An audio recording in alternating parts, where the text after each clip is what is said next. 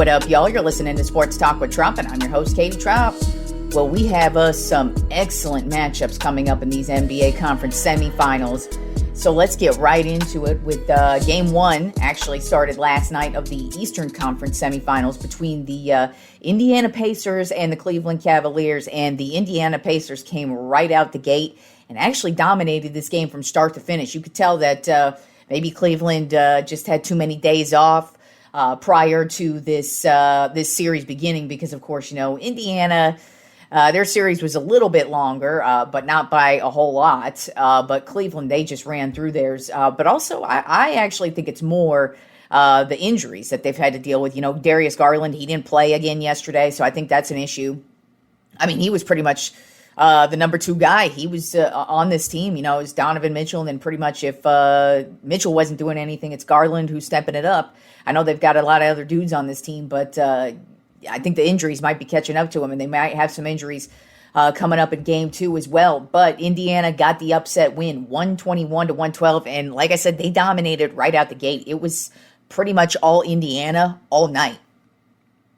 And Cleveland, they did a couple of times get close, but Indiana just went back. They just got the ball back, and they were just able to get the scores and just stay out ahead of Cleveland the entire game and walk away with the Game 1 win.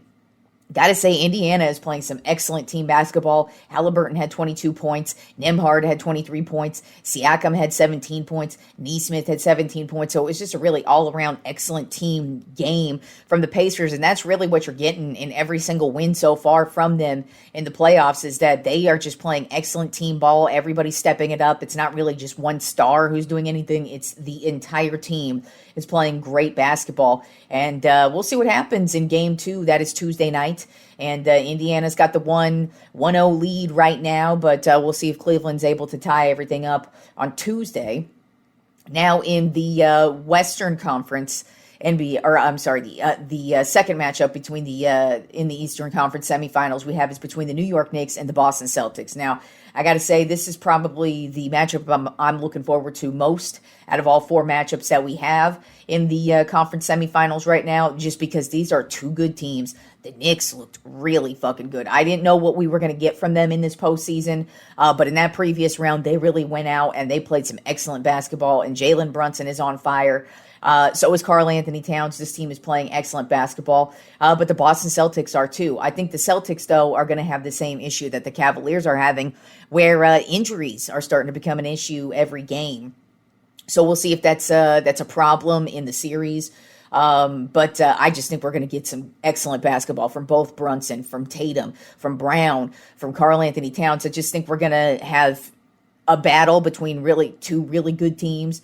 2 teams who know how to play defense, 2 teams who know how to play offense, 2 teams that have standout stars.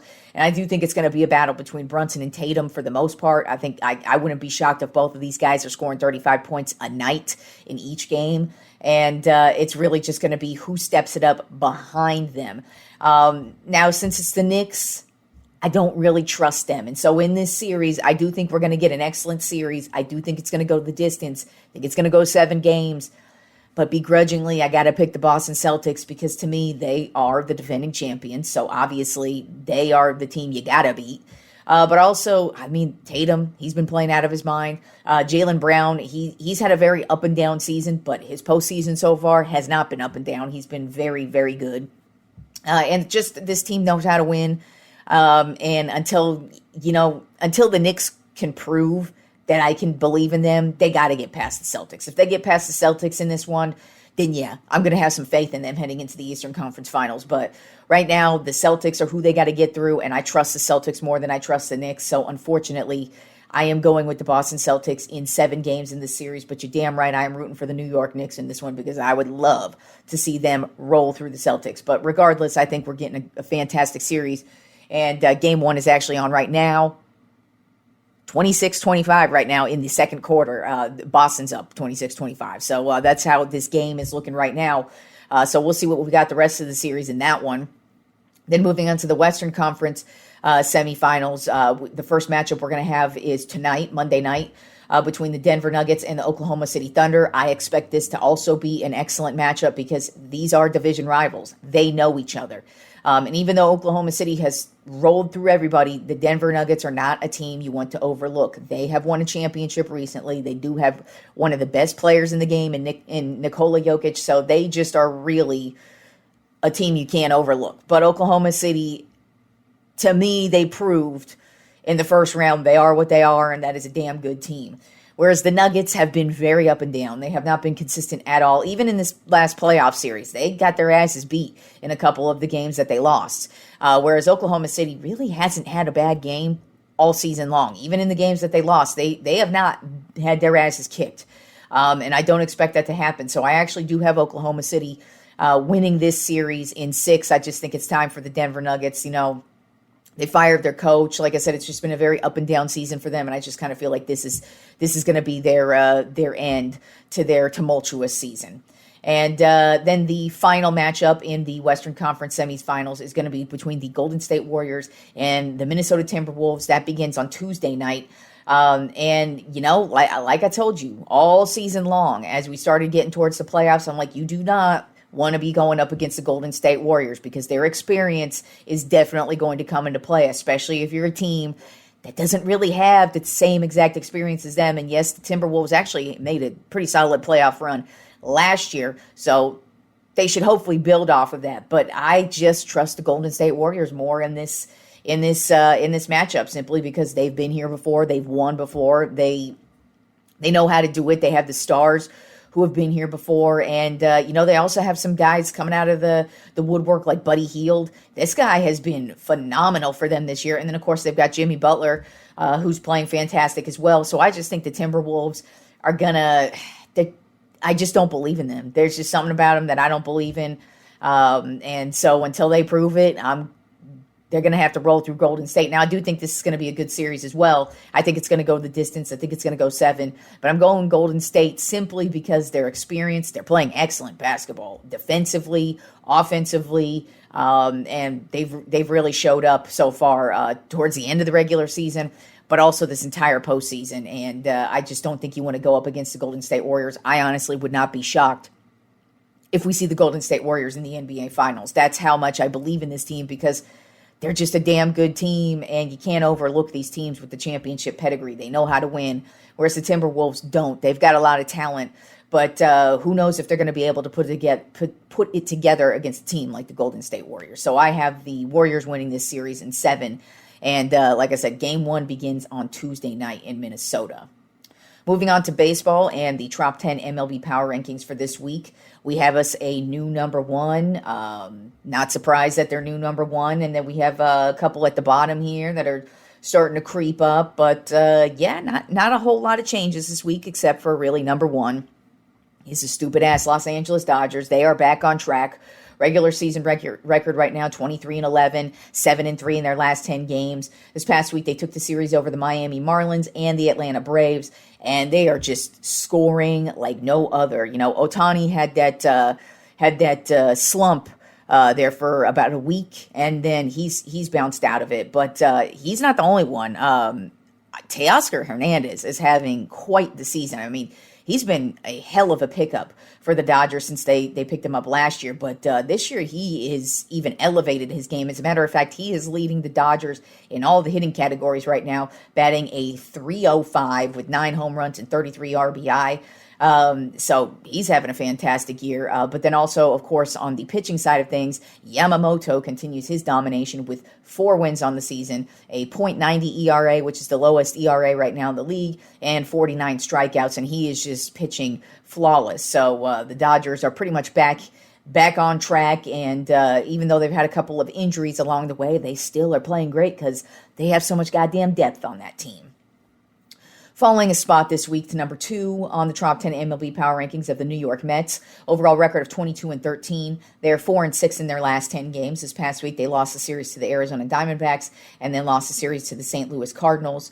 And even though they've lost a couple series, they're still a good team. I couldn't really drop them that far just because, especially on the pitching side of things, they are really dominating, especially with Tyler McGill. He's having a fantastic year with 3 wins, a .250 ERA, and 45 strikeouts on the season.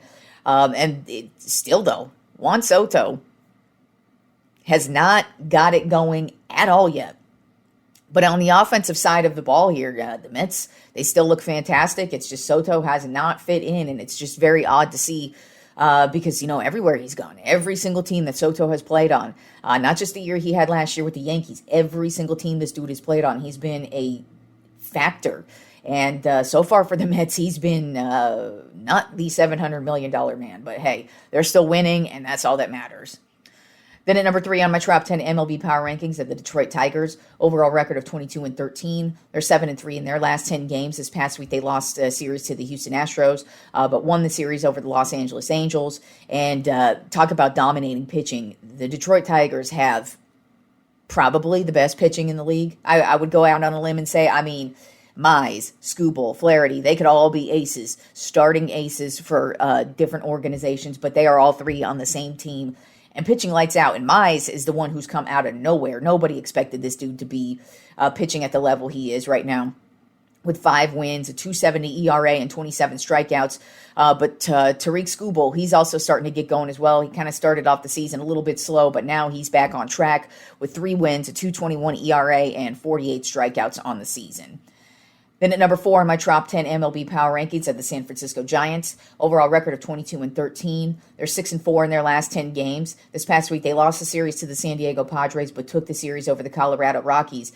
And just the thing I really like about this team is they are never out of the game. Even if they had a game, I think it was either yesterday or Saturday, where Chapman hit a grand slam, and it looked like, for the majority of that game, they were down and out. And then all of a sudden, Chapman walks up and hits his grand slam, and the whole trajectory of the game changed, and they won. And that just seems to be the theme of their season is, even if they're down, they're not out of it. They still have a chance, and you just never know who's going to step it up. And it seems to be a different guy every night. But the guy who's been the most consistent so far has been starting pitcher Logan Webb.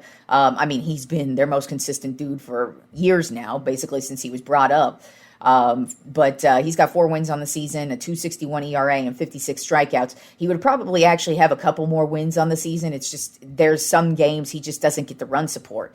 Or he's taken out of the game, and then the game just gets out of hand because he's been taken out of the game. But he's been pitching lights out and having a phenomenal season for the Giants. And I'm just excited that I actually get to talk about the Giants. And I'm going to keep talking about them as long as I fucking can. And so at number 4, I had to put them up there, even though number 5, I could probably put them above them. But you know what? I'm a Giants fan, so it's my list. So at number 5, I have the San Diego Padres on my top 10 MLB Power Rankings. They are 22-11 on the season and 6-4 in their last 10 games. And the reason why I say I could have put them above the Giants is because, of course, they took the series over the Giants earlier in the week. But then they also took the series over the Pittsburgh Pirates. And their starting pitching is also lights out. Pivetta, he has been the surprising gem for this team for sure. I don't think anybody was like, oh yeah, Nick Pivetta, he's going to have 5 wins, 1.78 ERA, and 39 strikeouts on the season, and basically be the number 1 guy right now for the Padres. Michael King also having a fantastic year, 4 wins, a 2.09 ERA, and 46 strikeouts on the season. And they still are going to get some guys back from injury. So this San Diego Padres team, they could be really lethal as the season wears on. And offensively, there are 0 issues with this team. Just like there are 0 issues offensively with the number 6 team on my top 10 MLB Power Rankings, and that is the Chicago Cubs. Overall record of 21-14. They're 6-4 in their last 10 games. This past week, they took the series over the Pittsburgh Pirates and took the series over the Milwaukee Brewers.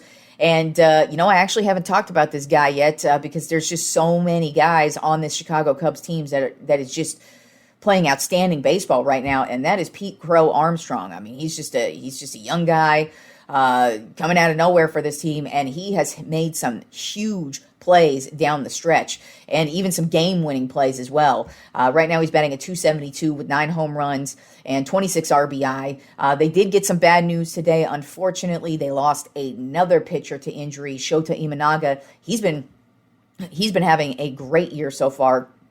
And yesterday, he hurt himself, and it was either yesterday or Saturday, whenever his last outing was over the weekend. Looks like he hurt his hamstring. I can't recall what exactly he injured, but unfortunately, that is another blow to their starting pitching. But I will say, I don't think that's going to be an issue because the Cubs, it feels like every single game, they're just getting ahead of everybody by so much it doesn't matter who's pitching, but who knows, that could probably end up being an issue down the line. But it doesn't look like Imanaga is going to miss as much time as Steele. So, Steele's done for the rest of the year, but Shota, I think, is going to be back here in the next month. Then at number 7 on my Tropp 10 MLB Power Rankings of the New York Yankees, overall record of 19-15. They're 5-5 in their last 10 games. This past week, they lost a series to the Baltimore Orioles and lost a series to the Tampa Bay Rays. But this team has some stand-out dudes who are just having phenomenal years, and a phenomenal year, and it's just the Yankees just really haven't had any consistency, I would say, so far on the season. But for the most part, Aaron Judge and Max Fried have had no issues with consistency. As a matter of fact, they are the 2 top guys in their respective positions right now. Aaron Judge, nobody is hitting better than Aaron Judge right now, batting a .423. Let me say that again. Aaron Judge is batting a .423 right now. He cannot be stopped with 11 home runs, which shockingly does not lead the league. But he leads the league in every other hitting category at this point in time, with also 33 RBI. But every time Aaron Judge comes up to bat, he is pretty much getting on base. His strikeouts have gone down, and you could just tell he is really working on just getting on base. He doesn't need to hit these balls out of the park anymore. He's done that. He's been there, done that, and he'll still keep on doing it, But batting .423 right now, it's going to be interesting to see if he's able to kind of maintain that 400 level all season. And then, of course, Max Fried at the starting pitcher position has paid off this year. He is having the best year of his career and just pitching lights out. 6 straight wins. He's won every single start this season with a 1.01 ERA, which is right behind Yamamoto from the Dodgers. And then he's got 39 strikeouts on the season, and just every time he comes out to pitch, you basically know that the Yankees are winning this game. Even if they just get 1 run, they're good. But so basically, anytime you see Judge or Fried on this team, shit's going well for them. But like I said, it's just their consistency, because they have lost a couple of tight games. But I mean, overall, this Yankees team has had 0 issues scoring runs. But it's just their depth at the starting pitching position past Fried and Rodon. It's very questionable after that.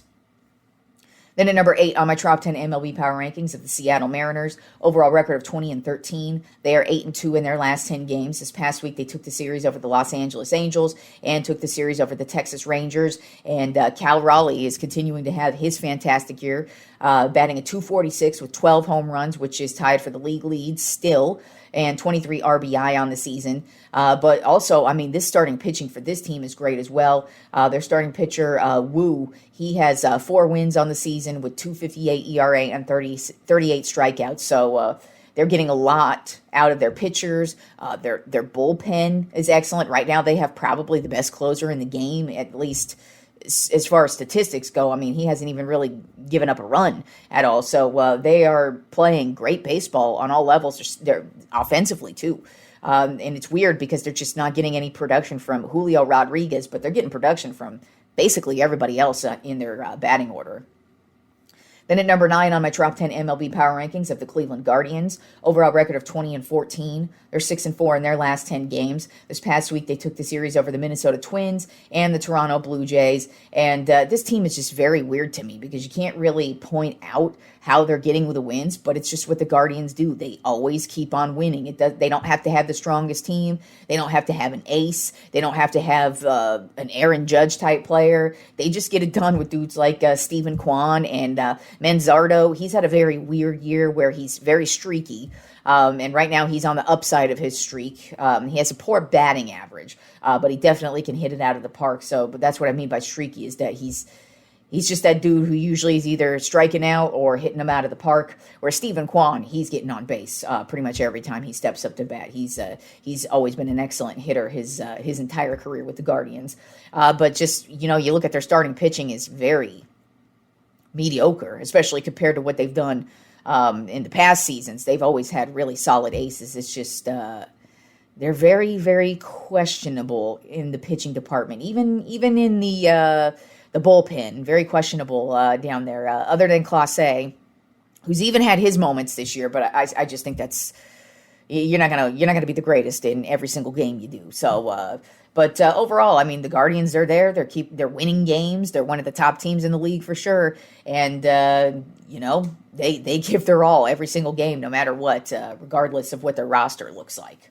And then rounding out the top 10 MLB Power Rankings this week have the Philadelphia Phillies. Overall record of 19-15. They're 6-4 in their last 10 games. This past week, they took the series over the Washington Nationals and took the series over the Arizona Diamondbacks. And Kyle Schwarber just continues his monster season. He has a 40-game hitting streak right now, which dates back to last season. And he's just another dude just getting on base every single time he walks up to bat. He's had game winners, of course, 11 home run on the season, 26 RBI. It's just every time he comes up to bat, he is just mashing. And Bryce Harper finally got a home run. He's been kind of cold. He's had, I would say, a very off season compared to what we're used to seeing from Bryce Harper. But he definitely had a solid game here over the weekend, so maybe he's going to finally get going. Trey Turner is finally starting to get going himself. He's been a little bit shaky this season, but he's been heating up as it kind of feels like every game he's starting to be the old Trey Turner. But Philadelphia Phillies look like they're getting back on track. They had a little bit of a down moment there, but they're still hovering, and I mean they're a real talented team. So I wouldn't be shocked if they get this shit together and end up being one of the top teams in the league. All right, y'all. Enjoy the rest of the week of sports, and I will talk to you fools on Friday.